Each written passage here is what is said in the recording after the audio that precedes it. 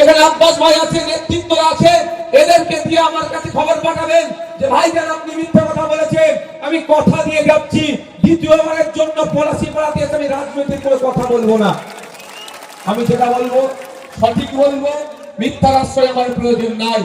আমার প্রশ্ন, আজকে আপনারা বাড়ি যাবেন, পলাশীপাড়ার বাপেরা মায়েরা যারা এখানে উপস্থিত হয়েছেন, মাইকের আওয়াজ যাচ্ছে,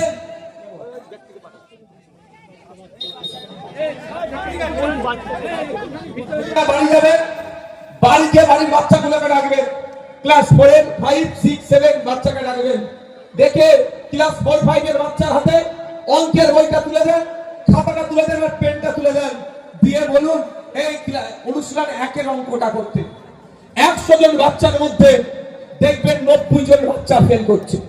বাড়ি চলে যাবেন, 7 8 6 7 এর বাচ্চাকে ডাকুন, পেনটার খাতাটা তুলে দিয়ে বলুন তোর বাপের নাম, তোর মায়ের নাম, তোর ঠিকানা, কোন স্কুলে পড়িস, কোন ক্লাসে পড়িস, এতটুকু ইংলিশে লিখে দিতে বলুন। দেখবেন 100টার মধ্যে 90টা আপনার আমার বাড়ির বাচ্চা ফেল করবে।